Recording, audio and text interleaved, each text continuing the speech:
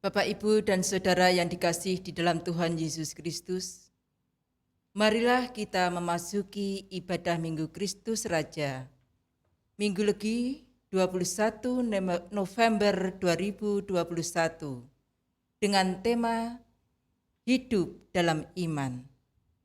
Jemaat yang terkasih, tak terasa kita sudah mengakhiri minggu biasa dalam kalender liturgi. Artinya, kita akan mulai dengan liturgi khusus.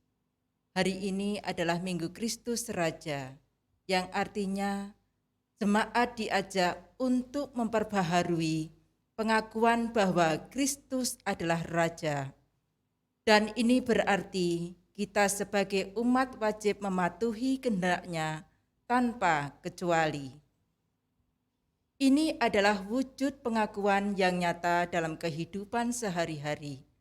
Apabila kita mengakuinya sebagai Raja atas kita, mengakui kedaulatannya walau yang terjadi dalam hidup kita di luar harapan.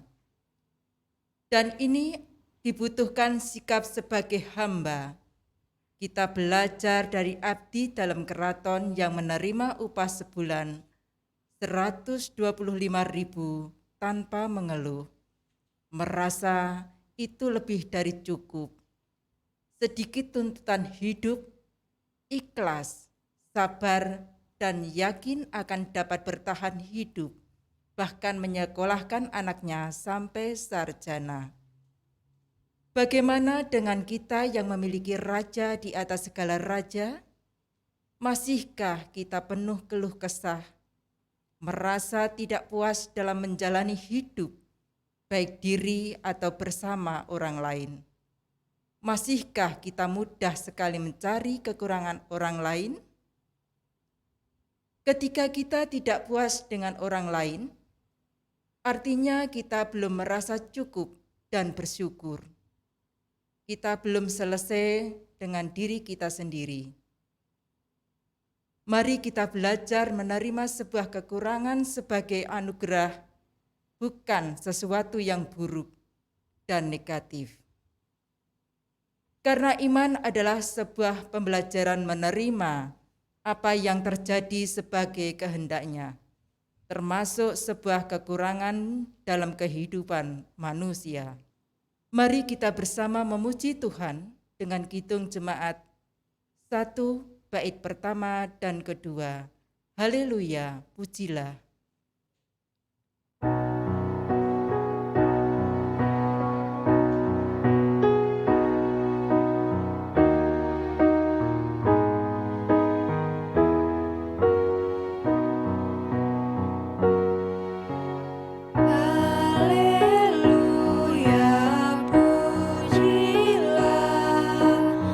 Allah yang agung, Maha Esa.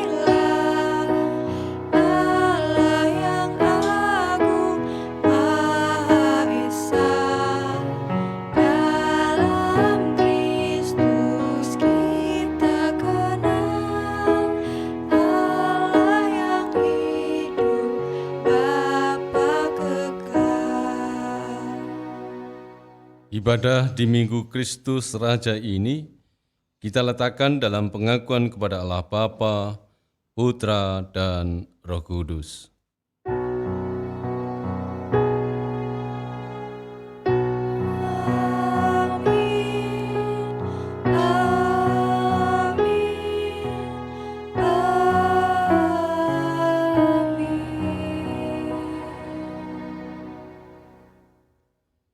Damai sejahtera Tuhan ada pada saudara semua. Dan ada pada saudara juga. Jemaat yang dikasihi Tuhan Yesus Kristus, kita masuk panggilan ibadah. Kristus adalah Raja, itu dimulai dengan kesadaran diri serta pengakuan bahwa apapun pemberiannya kita terima dengan bersyukur. Artinya tanpa mengeluh, mencari kekurangan dan kesalahan.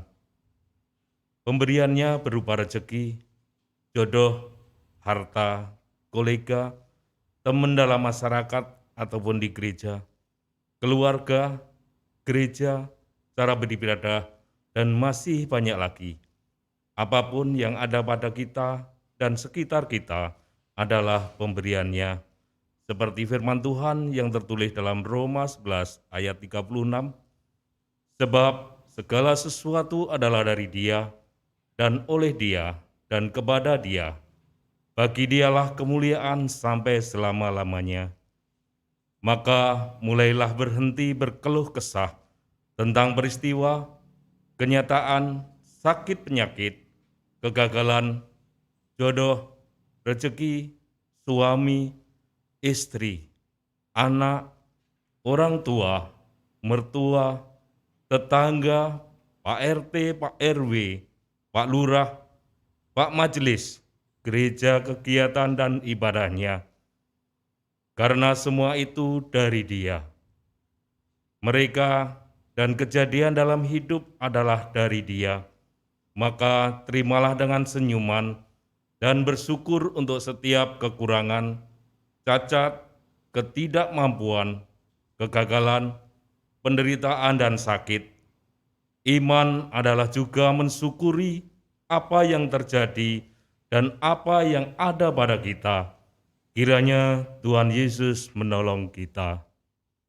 Ibu Bapak yang terkasih di dalam nama Tuhan Yesus Kristus, marilah kita masuki pada pengakuan dosa. Mengapa orang hidup mengeluh? Biarlah setiap orang mengeluh tentang dosanya. Marilah kita menyelidiki dan memeriksa hidup kita dan berpaling kepada Tuhan. Marilah kita mengangkat hati dan tangan kita kepada Allah di surga. Kami telah mendurhaka dan memberontak, Engkau tidak mengampuni. Engkau menyelubungi dirimu dengan murka, mengajar kami dan membunuh kami tanpa belas kasihan. Engkau menyelubungi dirimu dengan awan, sehingga doa dapat menembus. Kami kau jadikan kotor dan keji di antara bangsa-bangsa. Terhadap kami semua seteru, kami mengangakkan mulutnya. Kejut dan jerat menimpa kami, kemusnahan dan kehancuran. Air mataku mengalir bagaikan batang air, karena keruntuhan putri bangsaku. Air mataku terus-menerus bercucuran dengan tak henti-hentinya sampai Tuhan memandang dari atas dan melihat dari surga. Amin. Ibu Bapak yang terkasih dalam nama Tuhan Yesus Kristus, marilah kita memuji nama Tuhan dengan penuh penyesalan dalam setengah suara. Di dalam Kidung Jemaat 26 bait 1 dan ketiga, mampirlah dengar doaku.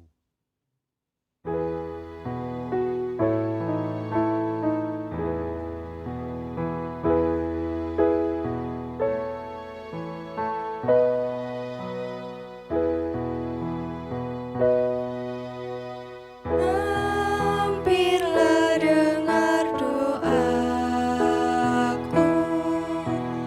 Yesus penebus.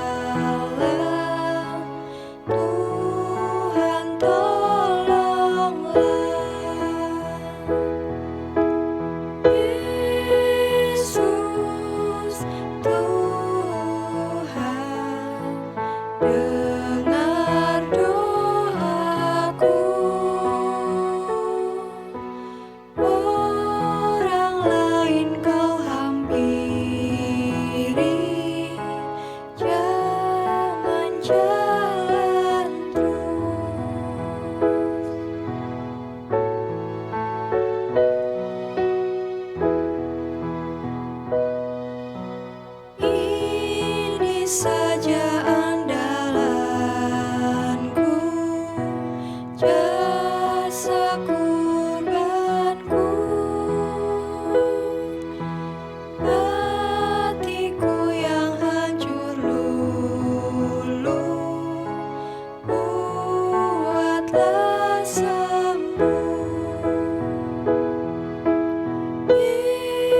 Yesus Tuhan, dengar doaku.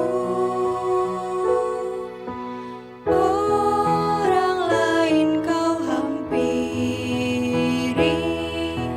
jangan jalan terus.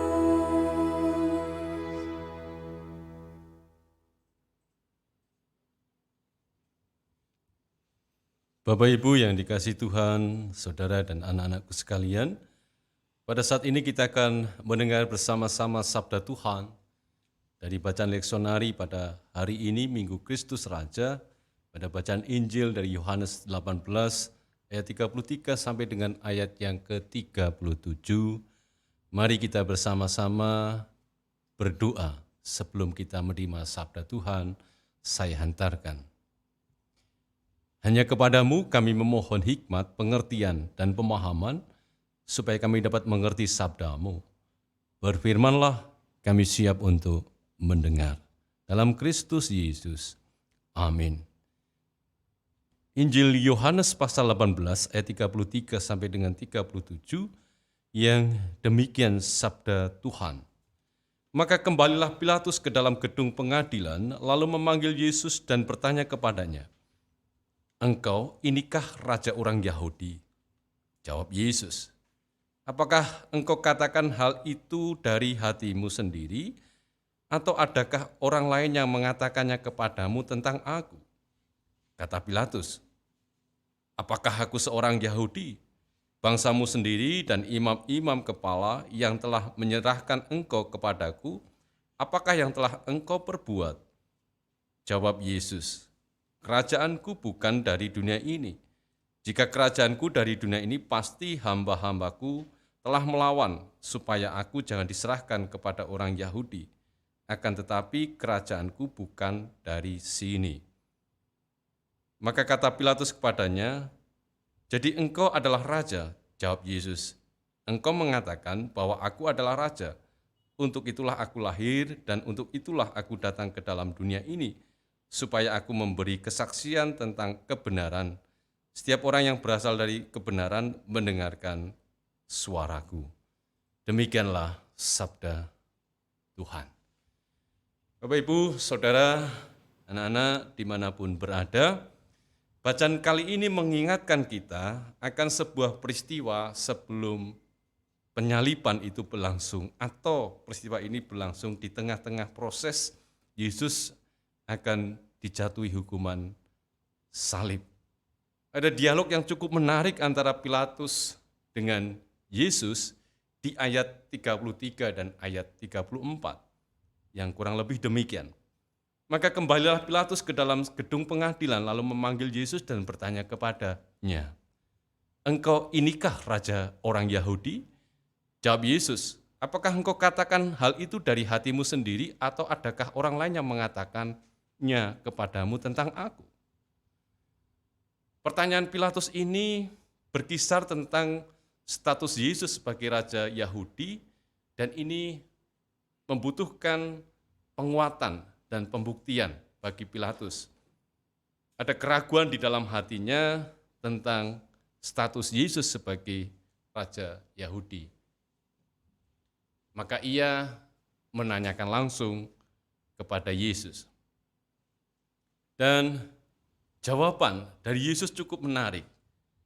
Apakah status tentang raja Yahudi yang Pilatus ketahui itu informasi dari orang lain, atau memang dari hatinya sendiri?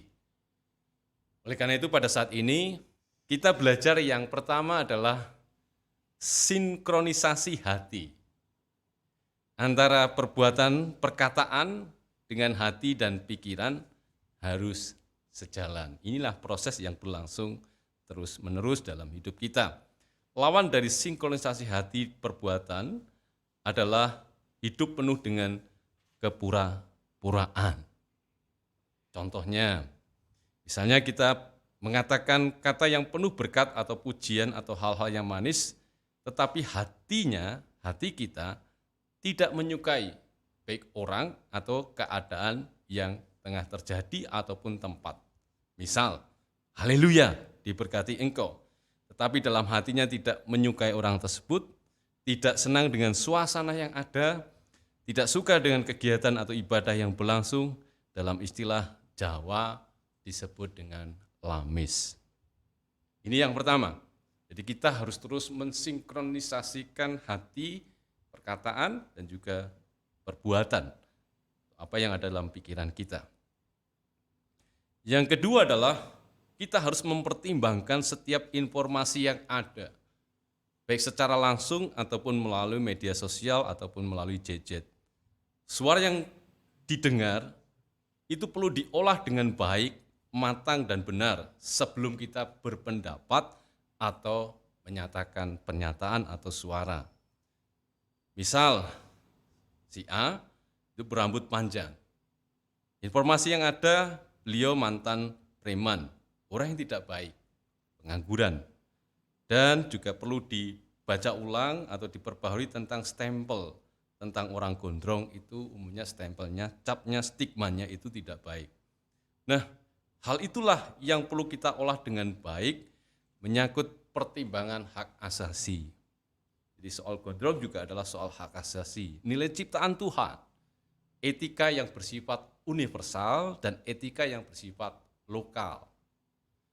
Dan dari sumber langsung atau yang bersangkutan, dan itu yang telah dilakukan oleh Pontius Pilatus. Jadi Bapak Ibu, Saudara sekalian, apapun tentang informasi, jangan segera untuk diunggah, tetapi diolah dengan baik dan matang. Yang berikutnya adalah di dalam masyarakat dan tradisi kita ada budaya pekewuh, dan ini seringkali dimaknai secara negatif. Misal, wegah nyarwe, wegah usul, wegah dandani kahanan, wegah ngubah kahanan, walaupun memang keadaan yang sedang berlangsung memang sedang tidak baik. Dengan alasan masih muda, manut sing tua wae, kahanan wis koyo ngene ora usah diwai. Ndak diarani nglawan, ora ilok lan seterusnya. Nah, kita perlu belajar juga dari Pilatus. Dia berusaha untuk menjernihkan hati, keadaan yang sedang kacau pada waktu itu di mana masa menghendaki Yesus untuk disalib, tetapi juga dia memperoleh informasi bahwa Yesus adalah raja orang Yahudi.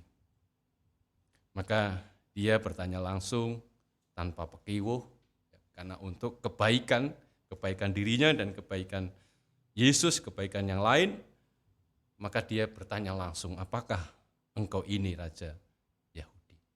Jadi kita perlu belajar, kalau kita punya dasar, punya argumentasi, punya niat yang baik, punya niat untuk membangun, disertai dengan keikhlasan dan kesabaran, maka kita menempatkan budaya pakewuh itu dalam hal mengutarakan hal tersebut secara empan papan dalam bahasa Jawanya.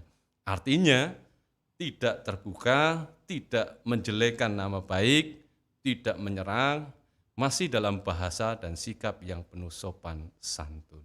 Dan ini dilakukan oleh Pilatus. Jadi dia bertanya kembali ke dalam gedung pengadilan dan bertanya langsung pada Yesus yang ada di dalam gedung itu. Ini yang harus kita lakukan. Jadi budaya pakewuh ini harus kita maknai juga secara positif dalam kerangka kita membangun hal baik, menciptakan hal baik di tengah-tengah kehidupan kita. Misalnya ada banyak hal tentang multimedia, kita perlu melakukan pembenahan tetapi dengan cara empan papan. Itu misalnya. Yang terakhir, karena iman itu bukan hanya soal ajaran, tetapi bagaimana kita mengolah hati, pikiran, dan perbuatan supaya hal tersebut mencerminkan kehendak Allah. Kiranya Tuhan memberkati kita semua. Amin. Kita masuk pada saat teduh.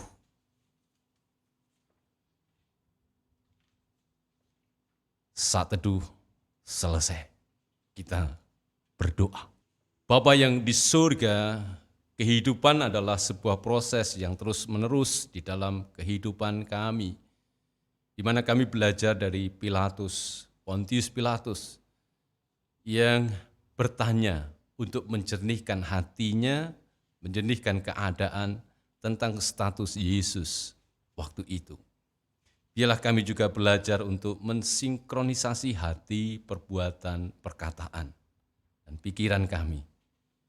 Kiranya Tuhan menolong kami dalam kerangka membangun hal baik, mempertimbangkan setiap informasi yang masuk, yang kami dengar, yang kami baca, dengan kematangan dan kehati-hatian, supaya tidak menyakiti pihak atau orang lain. Kiranya cara bergereja, cara membangun kami juga bisa belajar dari Pontius Pilatus. Ada sisi positif di dalam diri Pontius Pilatus, dan kami perlu belajar memaknai itu dalam hidup kami. Bahkan seringkali sikap kami tidak seperti Pontius Pilatus. Oleh karena itu ya Tuhan, tolonglah setiap pribadi di dalam rumah tangga kami masing-masing, di dalam keluarga kami, di dalam lingkungan sekitar kami, di dalam bergereja, di dalam pekerjaan kami, di dalam sekolah kami, dan dimanapun kami berada. Kiranya berkat Tuhan juga atas rezeki, atas kesehatan, atas pemulihan sakit, pemulihan rezeki, dan diri kami yang punya cita-cita dan harapan yang berkaitan dengan rezeki, masa depan, dan jodoh, sekolah, dan sebagainya. Kiranya Tuhan menolong kami. Tuhan, ampuni setiap dosa kami dan berkati kami. Dalam Kristus Yesus, kiranya Engkau menyempurnakan doa kami. Amin.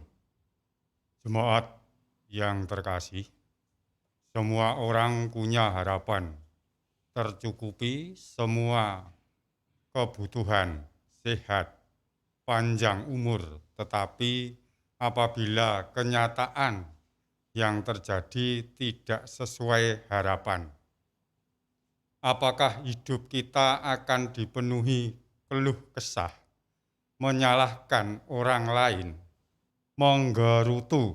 Itu tidak akan mengubah keadaan kita.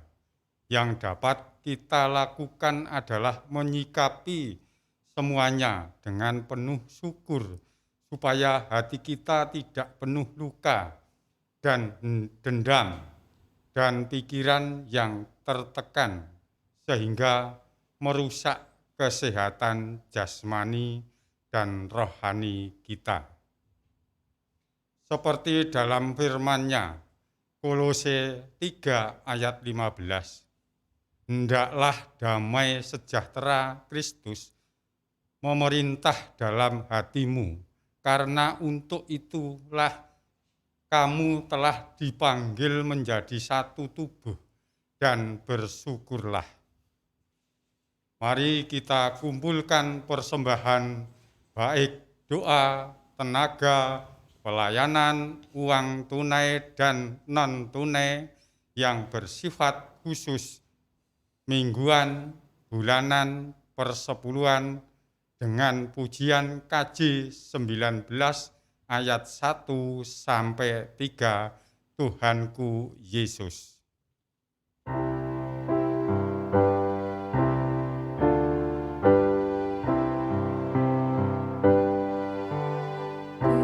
Tuhan Yesus.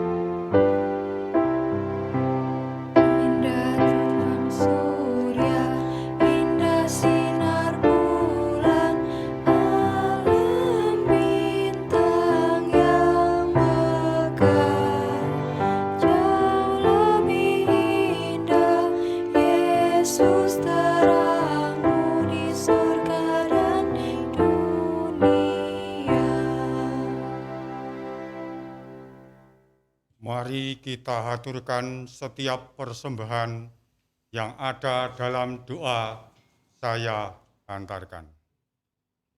Bapa yang di surga, yang penuh kemuliaan, kami bersyukur untuk setiap nikmat yang Engkau berikan. Nikmat masih sempat menghirup udara segar, masih punya kesempatan beribadah, masih sempat menikmati rasa sakit dan penderitaan, nikmat dalam kekurangan dan kegagalan. Terima kasih ya Tuhan, Engkau mengajarkan pada kami untuk menyikapi setiap hal secara positif, sehingga itu akan menyegarkan, termasuk kekurangan orang lain adalah anugerah-Mu. Terima kasih ya Tuhan. Kami berdoa secara bersama doa Bapa kami demikian. Bapa kami yang ada di surga, dikuduskanlah nama-Mu, datanglah kerajaan-Mu, jadilah kehendak-Mu di bumi seperti di surga. Berikanlah kami pada hari ini makanan kami yang secukupnya, dan ampunilah kami akan kesalahan kami, seperti kami juga mengampuni orang yang bersalah kepada kami.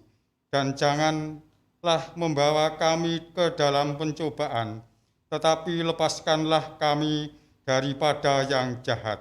Karena Engkaulah yang mempunyai kerajaan dan kuasa dan kemuliaan sampai selama-lamanya. Amin. Bapak, Ibu, dan Saudara sekalian, mari kita masuk pengakuan iman rasuli. Bersama orang percaya di segala abad dan tempat, kita memperbarui pengakuan iman kita dengan meletakkan tangan kanan di dada sebelah kiri dan kita berdiri. Aku percaya kepada Allah Bapa yang Maha Kuasa, Khalik langit dan bumi, dan kepada Yesus Kristus, anaknya yang tunggal Tuhan kita, yang dikandung daripada Roh Kudus, lahir dari anak darah Maria, yang menderita di bawah pemerintahan Pontius Pilatus, disalibkan, mati dan dikuburkan, turun ke dalam kerajaan maut. Pada hari yang ketiga bangkit pula dari antara orang mati, naik ke surga, duduk di sebelah kanan Allah Bapa yang Maha Kuasa, dan akan datang dari sana untuk menghakimi orang yang hidup dan yang mati. Aku percaya kepada Roh Kudus, gereja yang kudus dan am, persekutuan orang kudus, pengampunan dosa, kebangkitan daging, dan hidup yang kekal. Hiduplah dengan menghindari keluh kesah, menggerutu, dan tidak dapat menerima kekurangan diri dan orang lain. Kami akan terus berusaha hidup dengan penuh senyuman, ikhlas, sabar sebagai wujud nyata ucapan syukur kami. Jadilah saksinya. Kami akan menjadi saksinya dalam sepanjang hidup kami, Terpujilah Kristus, kini dan selamanya. terimalah berkat-Nya. Kasih setia Allah Bapa dan penyertaan Putra, serta persekutuan dengan Roh Kudus, memampukan kita menghadapi kehidupan dengan kondisi apapun, kini dan selamanya. Amin. Haleluya, amin. Waktu Tuhan, NDC, worship kita nyanyikan 2 kali.